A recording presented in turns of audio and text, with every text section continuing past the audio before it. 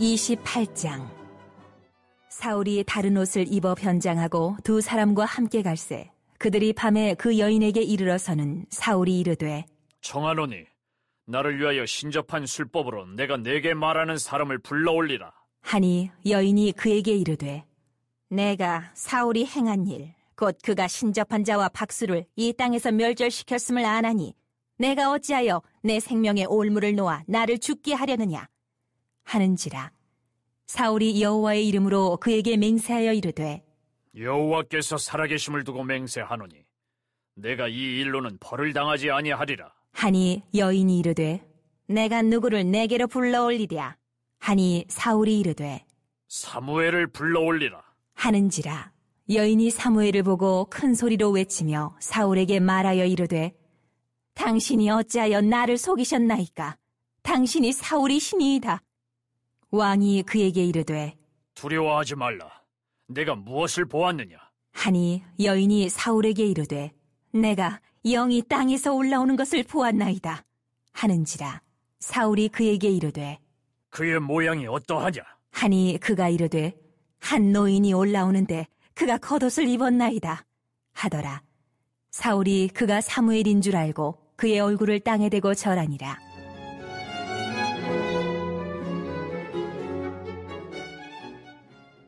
사무엘이 사울에게 이르되 네가 어찌하여 나를 불러올려서 나를 성가시게 하느냐 하니 사울이 대답하되 나는 심히 다급하니이다 블레셋 사람들은 나를 향하여 군대를 일으켰고 하나님은 나를 떠나서 다시는 선지자로도 꿈으로도 내게 대답하지 아니하시기로 내가 행할 일을 알아보려고 당신을 불러올렸나이다 하더라.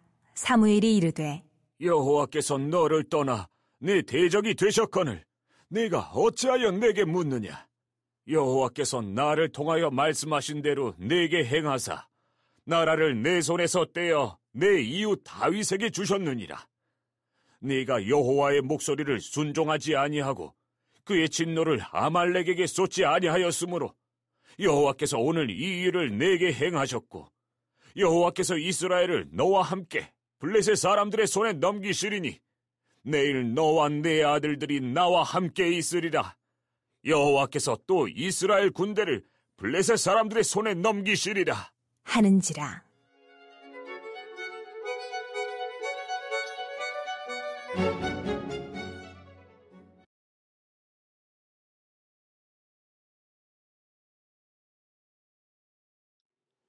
사랑하는 탁구마교회 성도 여러분, 그리고 유튜브와 팟빵을 통하여 이 말씀을 청취하는 성도 여러분, 안녕하십니까?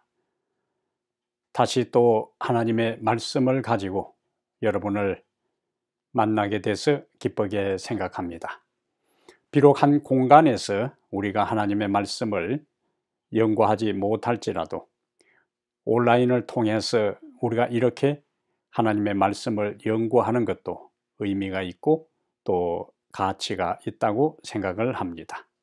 오늘 우리가 함께 하나님의 말씀을 연구할 때에 성경을 기록하신 그 하나님의 거룩한 영이 말씀을 연구하기 위해 동참하고 있는 우리 한 사람 한 사람에게 동일한 성령의 감화와 역사와 깨달음이 있게 되기를 간절히 바랍니다. 오늘 우리가 함께 연구할 하나님의 말씀은 사무엘상 28장 3절부터 25절까지를 중심으로 해서 사무엘상 28장 3절부터 25절까지를 중심으로 해서 신앙인의 레드라인을 넘지 말라, 신앙인의 레드라인을 넘지 말라, 이런 제목으로 하나님 말씀을 함께 살펴보겠습니다. 북한이 이 새해 들어 다양한 종류의 미사일을 4번이나 발사를 했습니다. 이제 앞으로 핵실험과 대륙간 탄도 미사일 실험을 하겠다고 예고하고 있어요. 미국의 입장에서는 북한이 미국 본토까지 날아오는 대륙간 완성하는 것이 최악의 시나리오입니다. 그렇게 되면은 미국 본토가 위협받기 때문에 이 미사일 발사 실험하는 것을 레드라인으로 설정하고 있어요. 이 레드라인을 넘었다고 판단될 때에 미국의 군사작전이 시작될 수도 있습니다. 보통 우리가 레드라인이라 하는 그 말은 더 이상 허용할 수 없을 정도로 마지막 한계선을 이야기합니다. 더 이상 허용할 수 없는 마지막 한계선, 이것을 우리가 레드라인이라 그래요.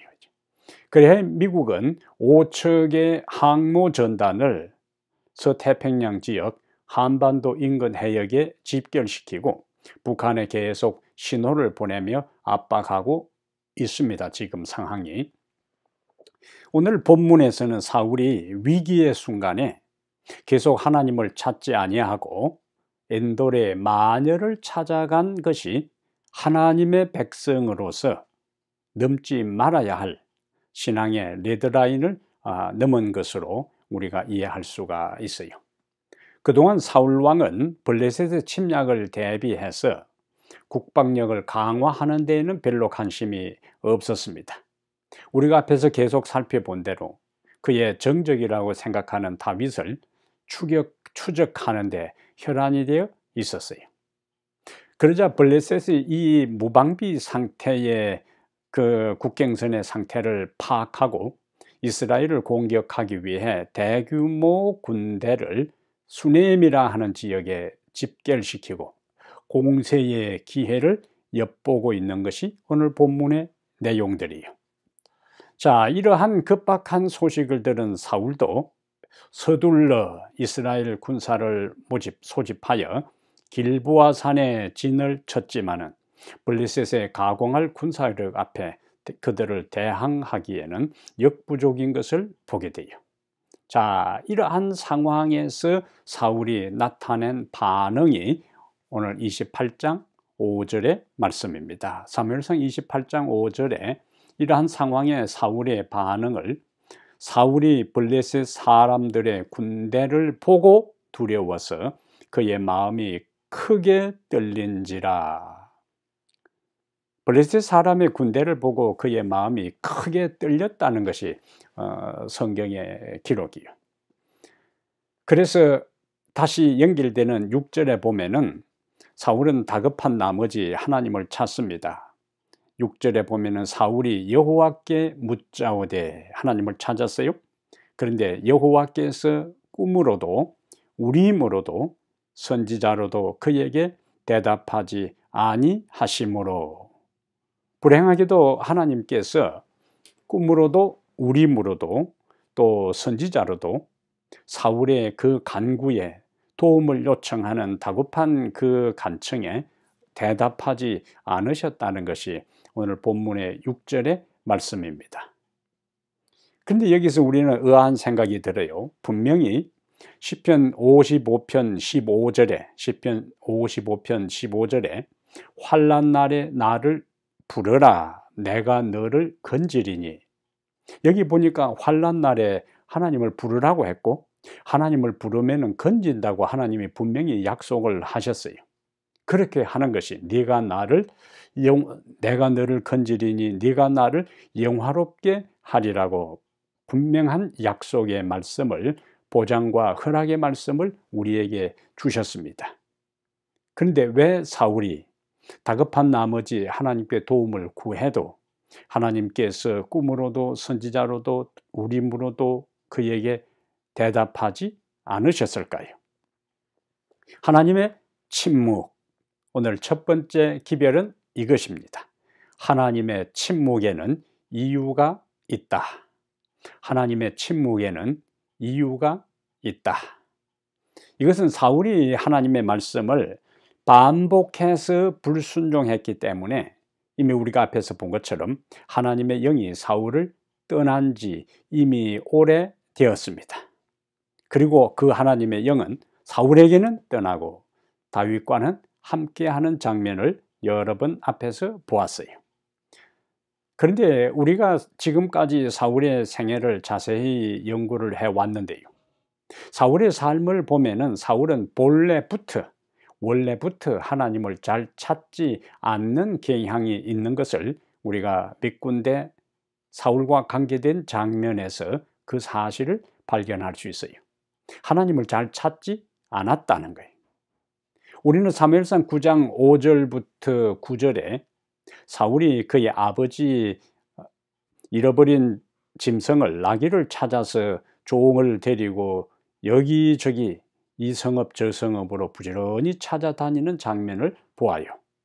근데 사무엘상 9장의 재미있는 모습은 사무엘상 9장 5절부터 9절에 사울이 자기 아버지의 잃어버린 그 짐승을 가축을 찾아서 여기저기 다니다가 자기 종에게 사무엘 선지자에게 찾아가 보자고 제안한 게 아니고 사울의 종이 자기 주인 사울에게 선지자를 찾아가자고 제안하는 거예요.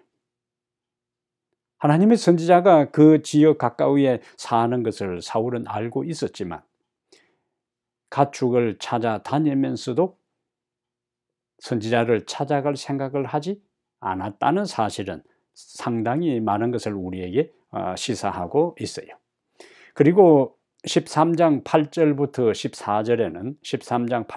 14절에는 사무엘 선지자가 올 때까지 제사를 드리지 말고 기다리라는 선지자의 이야기가 있었지만은 그 7일이 다 되도록 선지자가 당장에 나타나지 아니하니까 사울이 기다리지 못하고 자기가 직접 선지자만이 제사장만이 할 수 있는 그 번제를 드리는 제사를 자기가 집례하는 모습을 보게 돼요.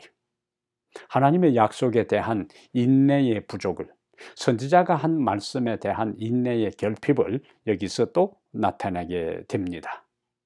그리고 그 다음 조금 지나가서 14장 18절과 19절에는 블레셋과의 이제 싸움이 벌어지기 전에 그의 아들 요나단이 자기 휘하의 부하 한 명을 대동하고 블레셋 진영에 들어갔을 때에 하나님께서 요나단과 그의 부하 두 사람의 영향력으로 블레셋 진영에 큰 혼란이 초래되도록 하나님께서 관여하셔요. 이러한 상황에서 사울은 의외로 제사장을 통해서 법궤를 가져오게 하고 하나님의 뜻을 묻습니다. 그런데 이 14장 18절과 19절에 또 특이한 모습은 제사장이 손을 들어 하나님과 교통하고 있을 때 하나님의 뜻을 구하고 있는 의식을 진행하고 있을 때에 갑자기 사울이 제사장에게 그 모든 하나님과 교통하는 그 일들을 중단시켜요. 그리고 군사를 일으켜 블레셋 진영으로 들어가는 장면을 볼 수가 있습니다. 하나님과 교통하는 그 중요한 것들을 왕이 다 마칠 때까지 기다리지 않고 바로 블레셋 진영에 가서 싸움을 벌이는 사울의 모습이에요. 사울은 그동안 하나님과 연결된 모든 통로를 스스로 차단했어요. 자, 하나님께서 사무엘 선지자를 통해서 그에게 여러 번 경고하고 권고를 했습니다. 그때마다 그는 듣는 둥 마는 둥 그것을 거절했어요. 그 결과 사무엘 선지자와의 관계가 단절되고 지냈고 그 선지자는 이미 죽었습니다. 자, 그러면 하나님과 교통할 수 있는 또 다른 존재가 있는데 제사장들이에요. 사무엘 선지자는 죽었다 할지라도 제사장들이 있으면 하나님의 뜻을 물을 수가 있습니다. 근데 우리가 앞에서 보는 것처럼 제사장들을 그는 집단적으로 살해했어요. 온 가족까지 다 몰살시키고 학살하고 말았습니다. 그러면 선지자도 죽고 제사장은 다 학살했고 그 다음에 우림, 제사장의 의복에 있는 그 우림이 하나님의 뜻을 구하고 하는 중요한 도구인데 수단인데 하나님의 뜻을 묻는 데 사용하는 이 우림은 제사장 살해 현장에서 홀로 간신히 도피해 나온 아비아달이 그것을 가지고 다윗에게로 피했기 때문에 사울에게는 그 우림조차도 없어요. 그러니까 제사장, 선지자, 우림, 하나님의 뜻을 구하고 하나님께서 우리 인간에게 말씀하시는 모든 통로를 사울 스스로 다 차단해 버렸기 때문에 그 상태에서 어떻게 하나님께 기도하면서 하나님의 뜻을, 하나님의 응답을 기대할 수 있겠어요? 그래서 하나님께서 그가 간구해도 하나님의 뜻을 전달할 통로가 없어진 것입니다. 그 통로를 사울이 스스로 다 차단하고 말았던 거예요. 게다가 지금까지 사울의 모습을 보면은 은혜의 성령을 그는 거절했어요. 반복해서 불순종했어요. 그러면서 어떻게? 자신은 하나님의 말씀을 듣지 않으면서 하나님은 어떻게 사울 자신의 말을 듣고 응답하기를 기대할 수 있겠어요? 그러므로 하나님의 말씀을 듣지 않으면서 하나님께서 말씀하실 것을 기대하는 것은 성립될 수 없는 이야기입니다. 자, 부조선지자 675페이지에는 사울은 겸손과 회개로 하나님께로 돌아오지 않았다. 이것은 블레셋과의 지금 대치하고 있는 상황에 이스라엘의 군사는 역부족이고 하나님의 도움을 구하기 위해서 하나님을 찾았을 때 그는 겸손과 회개로 하나님께 나가지 않았다는 거예요. 누구나 어떤 상황에서도 하나님께 나가는 자의 가장 기본적인 두 가지 자세는 겸손과 회개하는 심령으로 나가야만이 거룩하고 의로운 하나님께서 우리를 받아주실 수가 있는데 사울은 겸손과 회개로 하나님께로 돌아오지 않았다고 했어요. 그가 갈망한 것은, 그가 하나님을, 여기 6절에서 나오는 것처럼 하나님을 찾은 것은 죄에 대한 용서도 아니었고, 그가 지금까지 얼마나 반복해서 죄를 지었어요. 하나님께서 기름 부으신 다윗을 죽이기 위해서 집요하게 지금 그를 추격하고 있는 겁니다.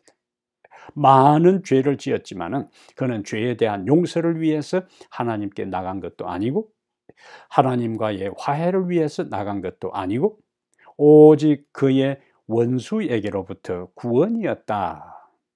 그러니까 본질적이고 가장 중요한 것에 대해서 그가 하나님과의 관계를 다시 재건하고 다시 그 모든 관계를 회복한 다음 그 다음에 자신의 필요한 것을 하나님께 간구해야 되는데 우선 해야 될 것을 하지 않으면서 자기가 필요한 원수로부터의 구원에 대한 문제만 제기했기 때문에 그것은 하나님의 제가를 받을 수가 없었다는 말씀입니다. 그러므로 하나님께서는 평소에는 하나님을 찾지 않다가 하나님의 뜻을 따라 살지도 않다가 하나님의 필요를 느끼지도 아니하다가 하나님의 말씀에 대해 순종하지도 않다가 급하면 자기 스스로 어쩔 수 없는 그 다급한 상황에 직면할 때에 무당에게 가듯이 그 문제를 해결하기 위해 하나님을 찾는 것에 대해서 하나님께서 기뻐하지 않으시고 침묵하신다는 거예요. 그러면 그러한 때에 왜 하나님께서 내 기도를 들어주시지 않으실까라고 하는 생각이 든다면 내가 과연 평소에 하나님의 말씀을 들은 것, 아는 말씀, 깨달은 말씀을 순종하면서 살고 있나 하는 것을 스스로 질문부터 해보아야 하는 것입니다. 그래서 우리는 평소에 하나님을 찾고 평소에 그분의 말씀을 듣고 평소에 그분의 말씀을 들은 대로 살아가게 될 때에 위기의 때에 그분에게 도움을 구하면 하나님은 환난 날에 나를 부르라 내가 너를 듣고 응답하고 건지고 구원하리라 하는 그 약속이 그대로 우리에게 성취될 수가 있습니다. 그래서 평소에 하나님을 찾고 그분의 말씀을 따라 살아가는 것이 우리의 일상의 신앙의 모습이 되기를 간절히 바랍니다. 두 번째, 오늘 본문에서 우리에게 주는 메시지는 최악의 때에도 하나님께 포기하지 말고 도움을 구하라. 최악의 때에도 포기하지 말고 하나님께 도움을 구하라 하는 기별을 우리에게 주셔요. 동서고금을 막론하고 통치자, 이 지도자, 통치자와 역술가, 무당, 도사 상당히 긴밀한 관계를 맺고 있는 것을 보게 됩니다. 이것은 중국이나 한국이나 일본뿐만 아니라 근대에 이르기까지 저 고대에 있어서는 알렉산더 대왕부터 시작해서 근대에 와서 2차 대전의 각 나라의 지도자였던 스탈린이나 히틀러나 처칠, 이런 사람들이 대부분 연구에 의하면은 이 역술가나 도사, 우리말로 하면 도사, 점성술사들의 그 조언을 많이 받은 것을 역사가 기록을 남기고 있어요. 최근에 한국의 윤석열 대선 후보가 어느 특정한 스님의 영향을 많이 받고 있다. 그의 부인도 이러한 방면에 관심을 갖고 최근에 공개된 그 다른 기자하고 대화한 데서도 자기는 인생에 관심이 많고 도사들하고 대화하기를 좋아한다 하는 이러한 이야기들이 나왔습니다. 그럼 이재명 후보는 어떤가? 그도 역술인 협회 회장을 선대위에 임명했다는 신문 기사를 보았습니다. 우리나라 역사를 조금 더 거슬러 올라가면은 박정희 대통령이 혁명을 일으킬 때나 그 다음에 1972년에 10월 유신 날짜를 선정하고 선포할 때도 그가 잘 아는 역술인들의 영향을 받아 날짜를 선택했다는 기록이 남아 있어요. 전두환 대통령 경우도 그의 전기에 보면은 어린 시절에 그 전두환 대통령이 살았던 그 집을 지나가던 한 스님이 그 전두환 대통령의 어머니 치아가 아마 세계가 약간 뻐드렁이였는 것 같아요. 그러니까 이 어머니의 앞니 3개가 아들의 앞으로 운세를 막을 것이라는 말 때문에 그 당시 그의 모친이 멀쩡한 앞니 3개를 뽑은 이야기가 전두환 대통령의 전기에 기록되어 있습니다. 운의 이야기요. 운의 선거 때가 되면은 조상묘를 이장하고 대권이나 국회의원 선거에 나서는 사람들이 많이 있습니다. 그리고 선거 때가 되면은 점장이 좀 용하다 하는 점장이나 도사들, 그 사업장이 그들에게 문전성시를 이룬다는 기사를 본 적이 있어요. 하나님을 믿지 않는 어리석은 인간들이 하는 짓들입니다. 이런 것은 짓이라 그래요. 하나님을 믿지 않은 사람들이, 창조주 하나님의 존재를 인정하지 않는 사람들이, 어리석은 군상들이 자신의 운명과 미래에 대한 것들을 동일한 인간에게 찾아가서 그 미래를 점치고 운세를 보려고 하는 어리석은 모습들을 보게 됩니다.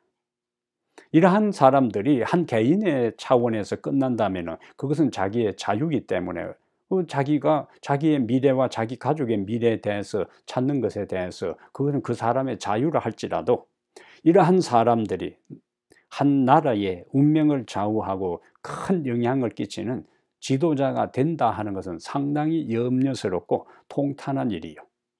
왜냐하면 그가 대권을 잡기 전에 도사나 무당이나 또 다른 종교의 특정한 사람들에 의지해서 운에 자기들의 명운을 맡기는 그러한 습관이 있던 사람이 국가의 지도자가 될 때에 국가의 중요한 어떤 결정을 할 때에 그들에 의해서 상담을 하고 조언을 듣는다면 이것은 거짓된 영이 이들을 통해서 영향력을 행사할 수 있기 때문에 이것은 바람직하지 않는 일이라 하는 염려스러운 마음이 드는 것이 사실입니다. 근데 오늘 본문에 보면은 사울이 바로 그런 어리석은 일들을 했어요. 사울이 지금까지 많은 잘못된 일들을 했습니다. 잘못된 행동과 선택을 했어요.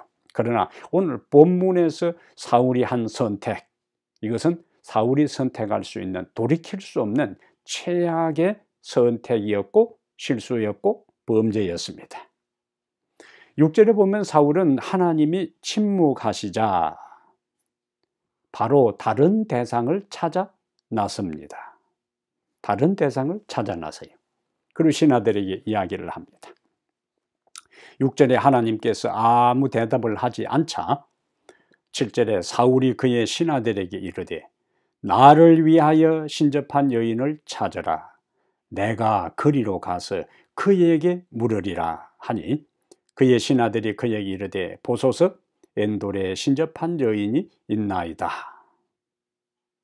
하나님께 물어도 하나님께서 침묵을 지키고 말씀을 하지 않으니까 이제는 다른 신접한 여인을 찾아서 그에게 가서 자신의 모든 미래와 또 국가의 장래와 운명에 대해서 조언을 들으려고 하는 모습을 여기서 보게 됩니다. 정말로 이러한 경우를 우리가 어처구니 없는 행동이다, 어처구니 없는 일이다, 그렇게 표현할 수가 있어요.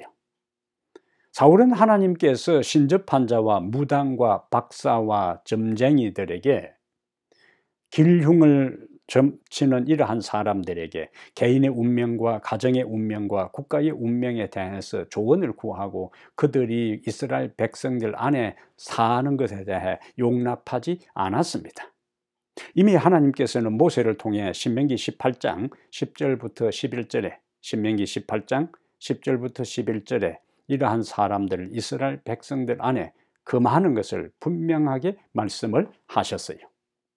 근데 아이러니한 것은 28장 3절에 보면은 28장 3절에서 28장 3절에 보면은 사울은 신접한 자와 박수를 그 땅에서 쫓아내었더라고 했어요. 그러니까 이전에 사울은 신접한 자와 박수를 그 나라에서 하나님의 말씀에 따라서 그들을 다 쫓아내었어요. 그런데 그런 사울이 신하들이 엔돌에 신접한 여인 무녀가 살고 있으니까 그곳에 가자고 했을 때에 자기가 이전에는 무당들과 무녀들과 신접한 자들, 박수들, 술객, 점장이들을 다 제거해 놓고 이제는 겨우 하나 살아남은 그 사람에게 찾아가서 자신의 운명과 국가의 운명에 대해서 조언을 들으려고 출발하는 사울의 모습을 우리가 어떻게 이해할 수 있겠어요? 그는 이제 8절에 보면은 28장 8절에 사울이 다른 옷을 입어 변장하고 두 사람이 함께 갈새 그들이 밤에 그 여인에게 이르러서는 사울이 이르되 청하노니 나를 위하여 신접한 술법으로 내가 네게 말하는 사람을 불러 올리라. 밤에 갔고 다른 옷을 입어 변장했어요. 변장했다는 것은 자신의 신분을 숨기는 것이고 밤에 갔다는 것은 자신의 정체가 드러나지 않기를 원했다는 거예요. 욥기 24장 14절부터 16절에 재밌는 구절이 있는데요.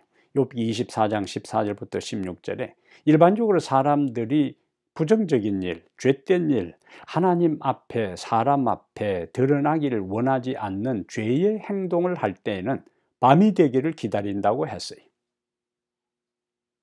그래서 밤이 되기를 기다려서 일을 하는 것은 밤에 옷을 변장해서 입고 엔돌에 귀신 들린 여인을 신접한 여인을 찾아갔다는 것은 사울 스스로도 양심적으로 생각할 때 이것은 하나님 앞에 떳떳하고 다른 사람에게 바람직한 것이 아니라는 것을 그는 알고 있었습니다.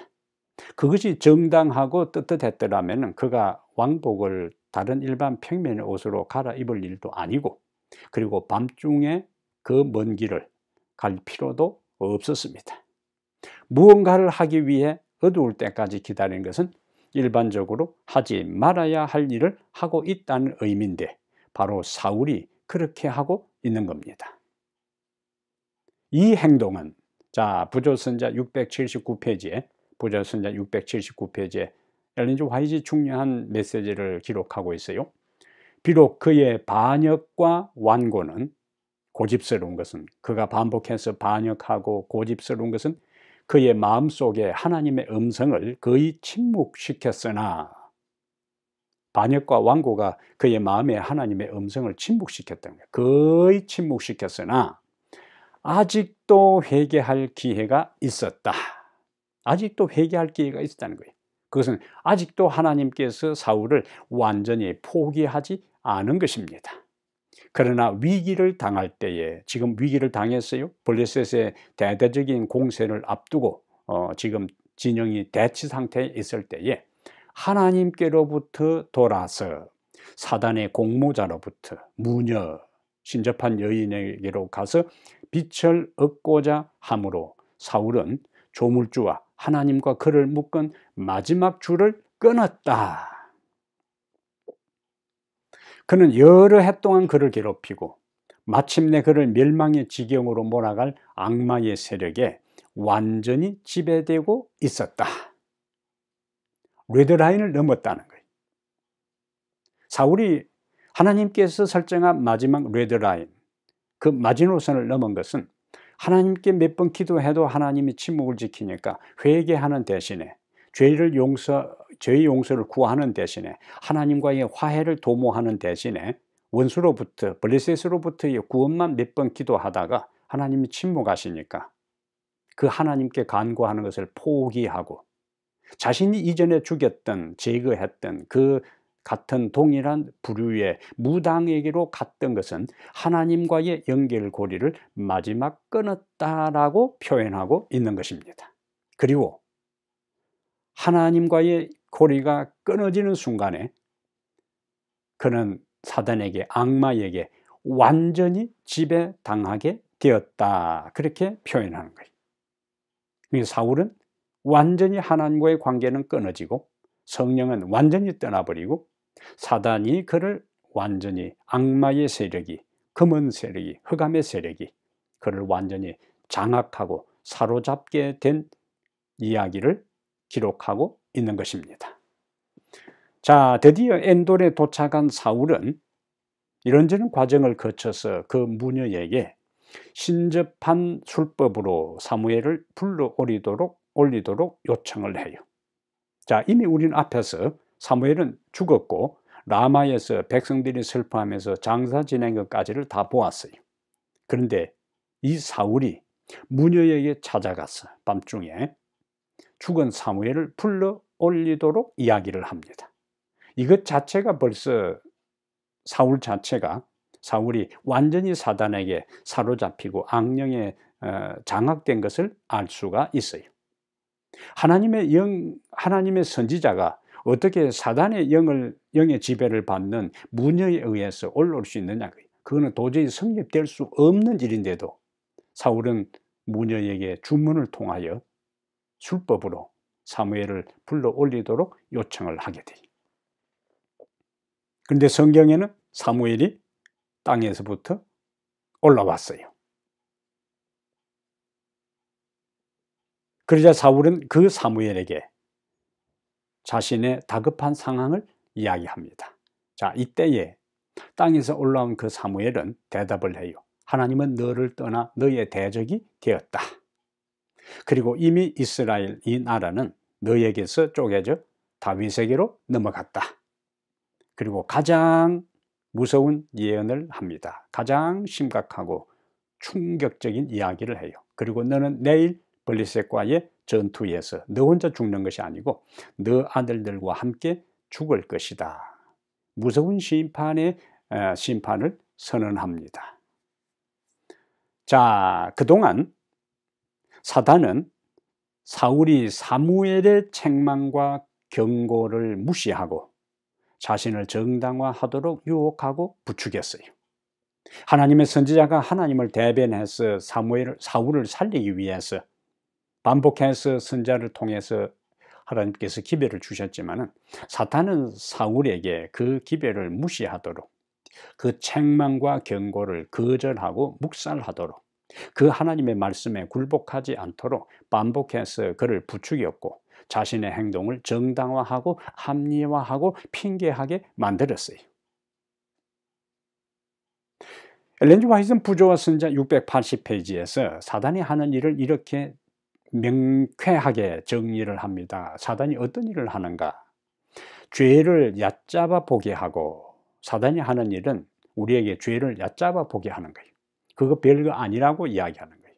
그거 크게 문제될 게 아니라고 우리에게 죄를 얕잡아 보게 하고, 여호와의 경고와 훈계에 대하여 마음을 어둡게 하는 것이 유혹자가 하는 일이라고 했습니다. 사단은 그동안 사울에게 이렇게 했어요. 죄를 얕잡아 보게 했고 여호와의 경고와 훈계에 대해서 마음을 닫고 무시하게 만들었습니다. 사울은 사단의 그러한 모든 영향력에서 빠져나오지를 못하고 그대로 굴복했어요. 그러면 사단의 궁극적인 목적이 무엇일까요?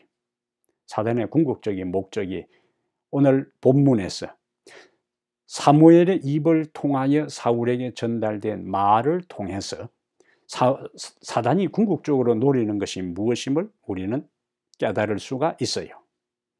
자, 사울은 지금 최악의 궁지에 몰렸습니다. 이러지도 못하고 저러지도 못하고 외통수에 빠졌어요. 아직도 그는 왕의 지위에 있습니다. 그런데 그동안 상대했던 블레셋이 전면전을 각오하고 지금 포진하고 진을 구축하고 있어요. 자기도 나름대로 그 블레셋과 싸우기 위해서 이스라엘 군사를 소집하고 진지를 구축하고 양 진영이 대치 상태에 있지만은 중과 부족이요, 역부족입니다. 싸워서 이길 성사는 없어 보입니다. 그래서 하나님께 기도했지만은 하나님이 응답이 없어요.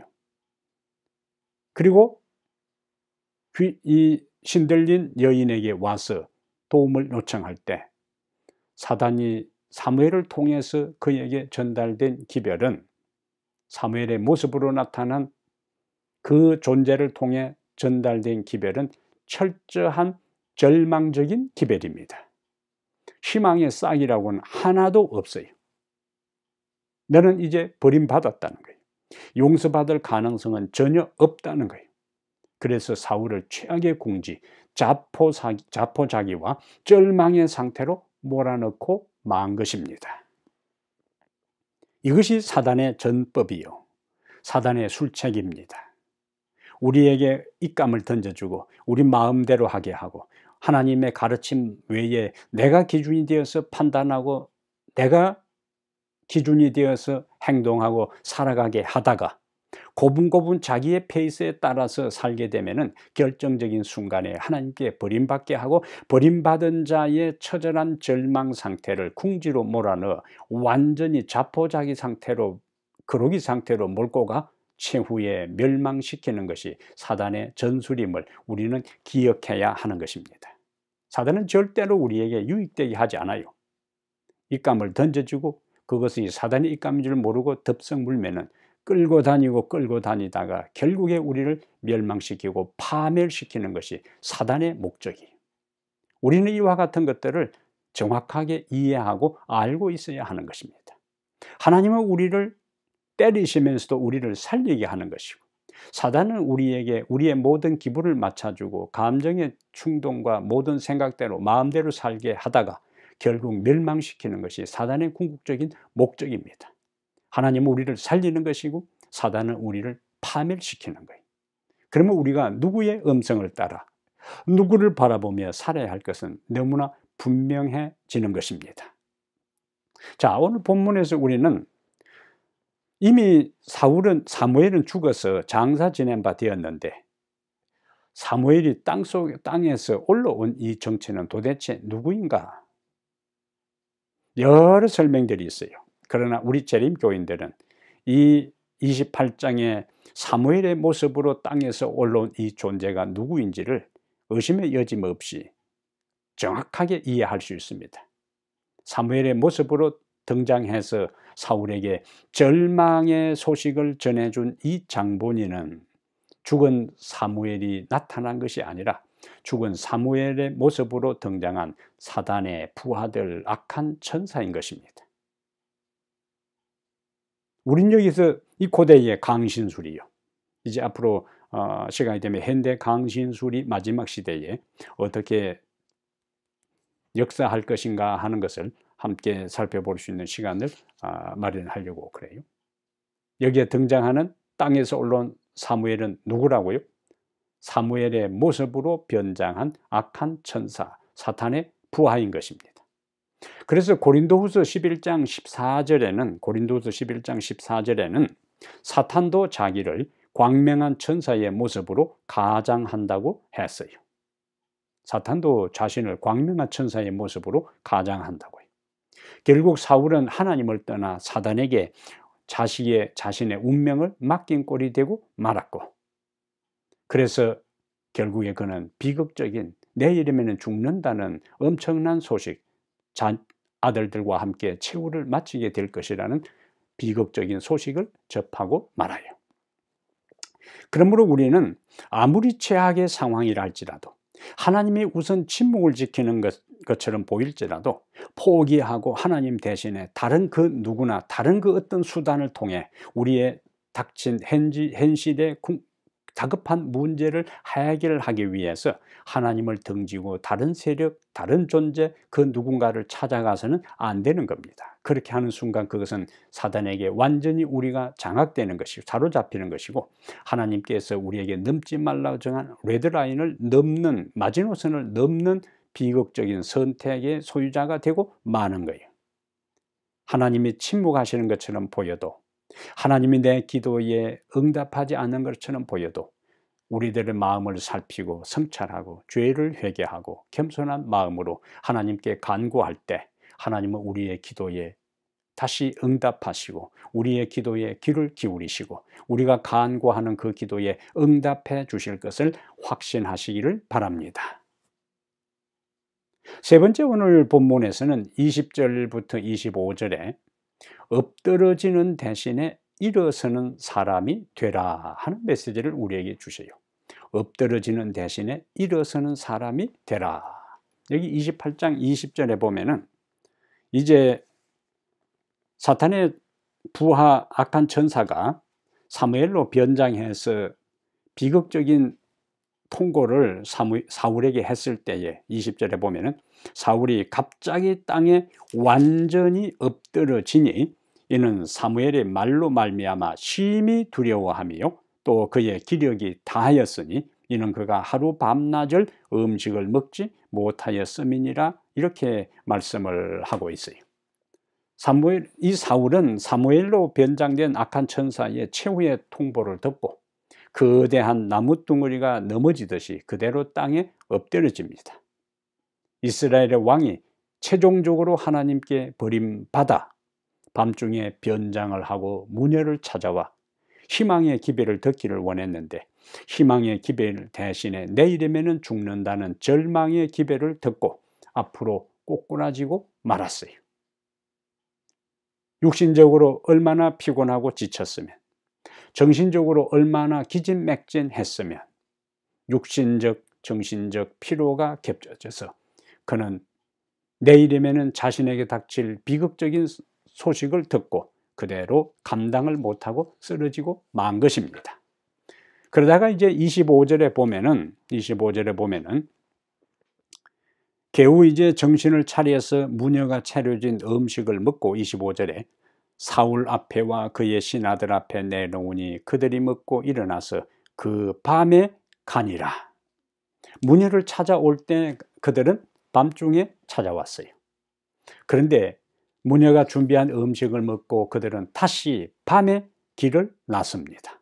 밤에 와서 밤에 떠나는 것은 올 때의 절망적인 상황이 하나도 해결되지 않았고 그를 기다리고 있는 운명이 절망적이고 어둡다는 것을 암시하고 있어요.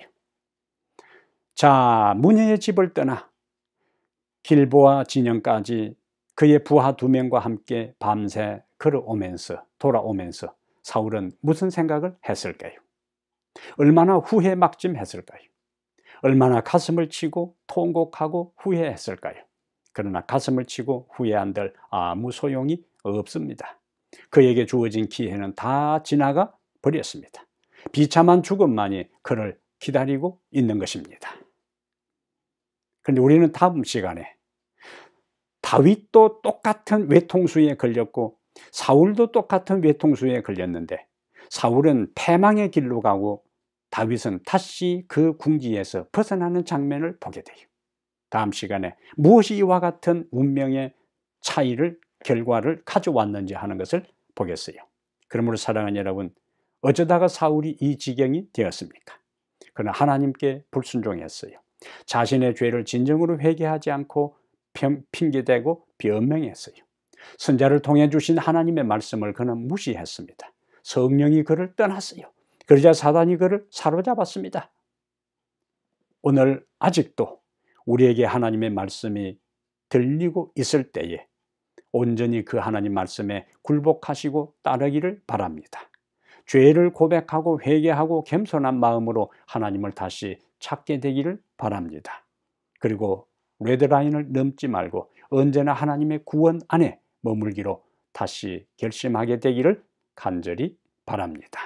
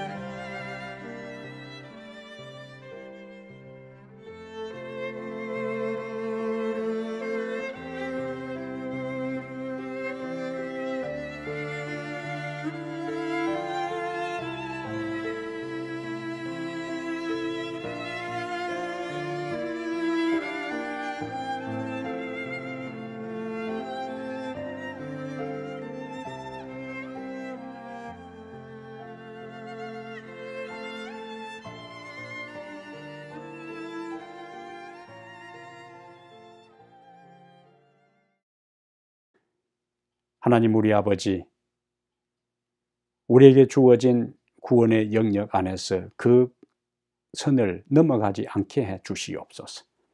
때로는 우리가 하나님께 기도하고 하나님께 우리의 소원을 아뢰어도 하나님이 침묵을 지키는 것처럼 보일지라도 포기하고 다른 데서 문제를 해결하고 하나님을 떠나는 대신에 우리들 자신을 성찰하게 해 주시옵소서. 우리의 죄를 회개하고 용서를 구하게 해 주시옵소서. 하나님과 다시 화해를 경험하고 하나님 안에서 은혜를 경험하게 해 주시옵소서. 아직도 하나님의 말씀이 우리에게 들리고 있을 때, 아직도 하나님께서 우리에게 말씀하실 때에 그 말씀에 귀 기울이고 그 말씀을 따라 살아가 버림받는 인생이 아니라 넘어지고 굴복되고 엎드려지는 인생이 아니라 다시 일어서서 당당하게 하나님을 향하여 걸어가는 저희들 되게 해 주시옵소서. 우리 주 예수님 이름으로 기도합니다. 아멘.